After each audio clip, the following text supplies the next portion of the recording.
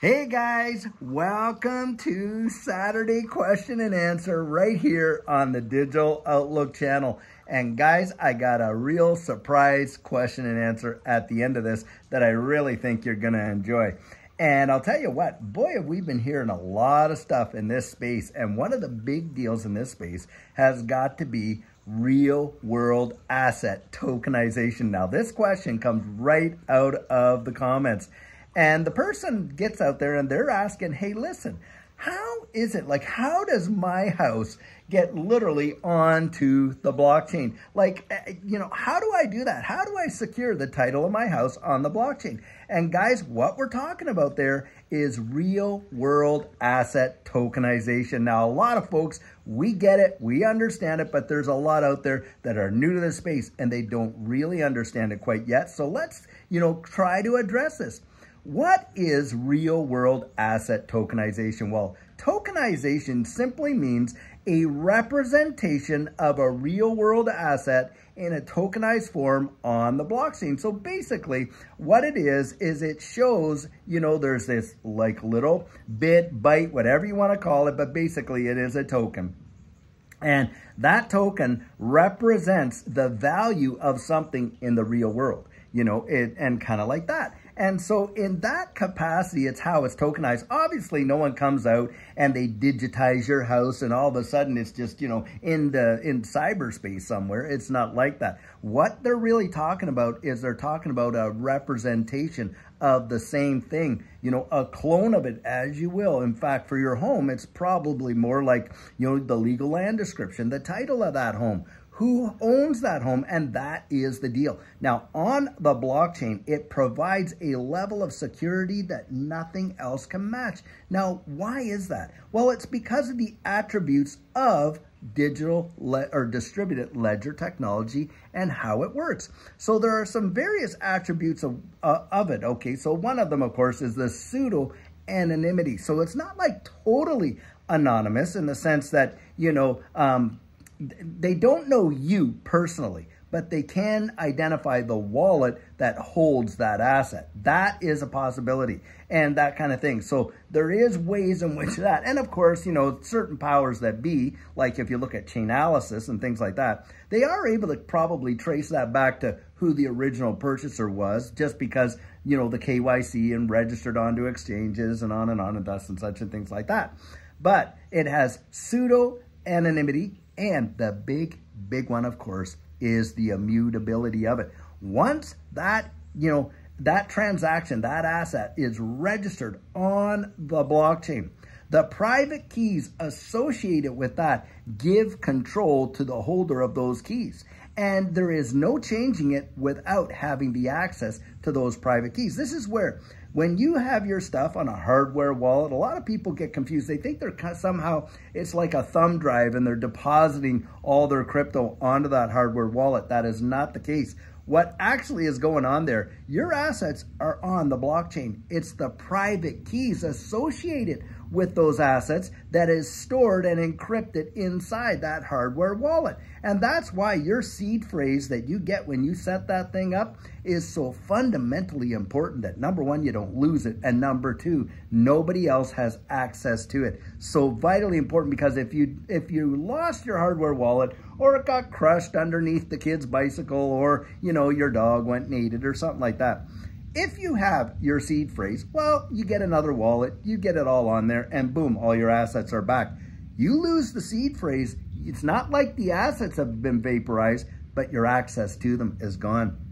And this is where a lot of people look. Bitcoin was supposed to have, what, 21 million Bitcoin? And at the end of the day now, they think it's more around, what, 17 million that is actually has access to it. Some are yet to be created, of course. But the thing is this, majority of those, 3 to 4 million have been lost, or people have lost access to them. And so you see these wallets out there that have not had a transaction from time immemorial. Most cases it's because people have lost the keys and they just don't know how to get in that. And there's some famous stories about that. So I hope that helps to answer when we talk about real world asset tokenization and you getting your house on the blockchain. What it's talking about is a representation of your home and who owns it and controls those keys. Big big deal. And what will it prevent? Well, it prevents a lot of title fraud, doesn't it? Prevents a lot of mortgage fraud from people going out there applying for mortgages. You know, if they don't have that multi-sig to sign that's associated with that asset on the blockchain, guess what? They're not going to get in there to be able to do it. Not like today where they can fraudulently, you know, steal your identity and pretend that they're you and go out and put a mortgage and things like that. That's why having, you know, products like, you know, title lock and things like that, that's why people have that. So there's that, you know, two-factor authentication, so to speak, people have to go through before they can even access, you know, putting a mortgage on the title, and kind of prevents the fraud. So that's that question. Now, another question that came out, and I think this is a good question as well because of the environment they're in. But the person's asking there, so listen, do you really think that when Donald Trump, if and when he gets elected, that he's going to, like, you know, change all these things that, you know, Gary Gensler did? Would he, you know, overturn the court appeal and all this and that? Well, guys, number one, the president just can't at will turn over a court decision. It doesn't work. We live in a republic, right? A republic with representation. And the deal is this, you know, the president, although he has like broad powers, the executive branch has broad powers. And of course, that's why you see all these presidential edicts and things like that. But the thing is this, they can't just overturn things. Now, can he replace Gary Gensler? Yes, and my expectation is he would. Will he put someone more crypto-friendly in there? Well, that seems to be what he's purporting he's willing to do, especially since we saw him at the Bitcoin conference and saying all that. But the thing is this, right now, guys, all of these politicians are saying a lot of what we really want to hear, aren't they? The reality oftentimes is much different than what the promise. Isn't that so? Haven't we seen that time immemorial? Now, I know that you got, you know, Trump coming out there saying, hey, there'll be no CBDCs on my watch. That's what he's saying, right? The thing is this, guys, it may not be a CBDC, a central bank digital currency, but that does not mean there will be no digital currency. It might be something that is worked out with hand in glove with the government and the public sector, right? The private sector out there and that type of thing. Businesses, who knows? Maybe they could work out, strike out some kind of deal with Ripple or something like that to develop, you know, a digital currency. Might not be a central bank one, but it might be one that's out there. Why do I say that? Or they might come out with a CBDC and, you know, they'll say something like, well, you know, we, you know, had to end up going down this road and this type of thing, but it wasn't as bad as what the last guys were going to be and stuff like that. That seems to be a lot of times how political policy gets done and stuff like that when they get in there. The reason I believe that is this, guys, we know that we're moving into a digital economy, zero doubt. There's not a nation on earth, and you can bet your last XRP that the United States has looked into this and big time. Don't think that they're just, you know, not going to go along with the wide world. Guys, they're practically out there spearheading the charge when you think of all the technology and everything that is coming out, you know, from the United States around the wide world, influencing a lot of these monetary decisions. And 98% of nation states around the globe, and certainly the G7, the G20 and all that, are moving towards central bank digital currencies and digital economies. That's why I do not believe for 1 second that the United States is not going to follow suit. But it's semantics. It is semantics, guys. And that's my answer to that question. Now, third question, and this one I think is really personal, and I think you're going to enjoy the answer. I hope you enjoy the answer. And the question comes out. Someone literally, I said, David, why is it that you're different on, you know, your afternoon show when you're talking about XRP than you are on Black Swan Capitalist? It seems like on Black Swan Capitalist, you know, you're really much more serious and all this and this. And on this one, well, you know, not the same kind of demeanor. Guys, I'm going to throw something out there at you. I spent 25 years as a senior federal officer in the tax department, crunching numbers, doing investigations, training investigators, by the way, and things like that, to how to go out and do these field investigations, and worked on national projects, things that literally, you know, crossed borders internationally, dealt with a whole bunch of stuff. And I sat across the table from high-level executives, people that are decamillionaires, some of them centimillionaires, one guy practically worth $1 billion and this and that, sitting across the table. Here I am having these kind of discussions about international finance, international business corps, following the breadcrumbs, the money, and all that kind of stuff. Spent years and years and years being totally serious. And in fact, can't really talk about it too much, obviously, when you come home, because of course that's, protected information and things like that. Of course, you can't go out and talk with all your friends about what you do for a living. Most of them, by the way, the moment you'd be in a dinner party or something like that, and someone says, "Oh, well, what do you do for a living?"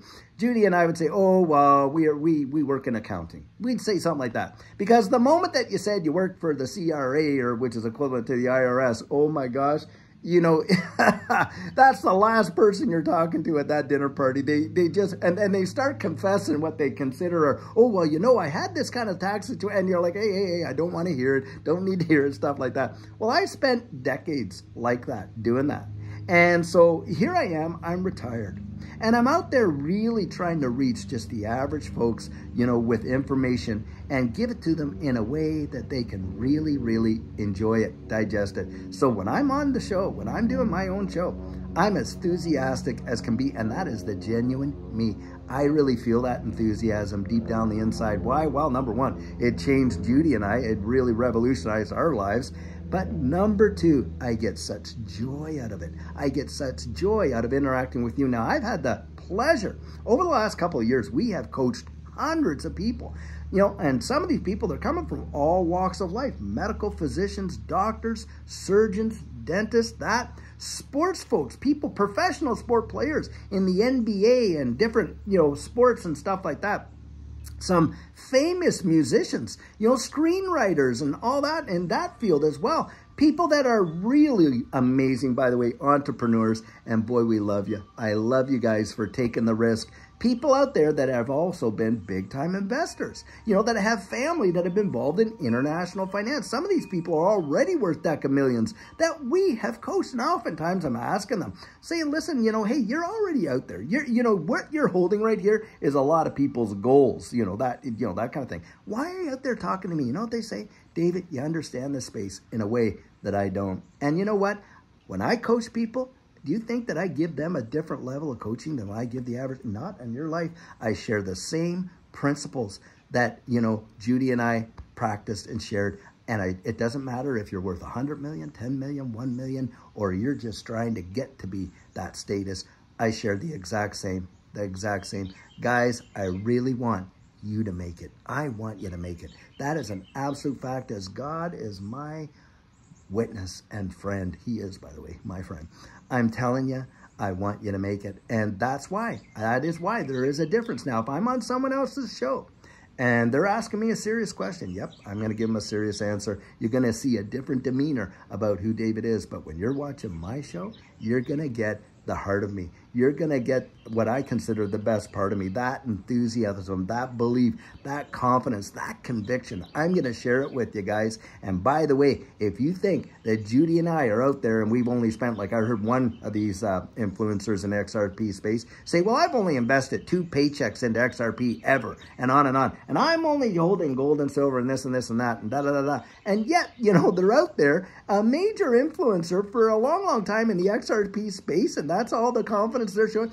Guys, I'll tell you what, Judy and I, we believe it so much. We are riding this wave and we are heavily invested. I kid you not. And so, we got our skin in the game. We're right where you are. And by the way, nobody, and I mean this, no one pays us dime one to talk about what we talk about on our show with XRP. Not a dime. And boy, have we ever been solicited by a bunch of the tokenized, tokens in this space offering us thousands of dollars to do it. You would be amazed. Turn them all down, guys. Turn them all down. That's why I kind of laugh when people say, oh, this is clickbait, so you can get more views and make more money off of YouTube. If people really knew what you make off of YouTube versus the time you put in, they would never say that. But, the second thing about that is this. We have been offered thousands upon thousands of dollars to shill all kinds of stuff, and we just don't do it. And guys, even have coached people in the DEA, people in Homeland Security,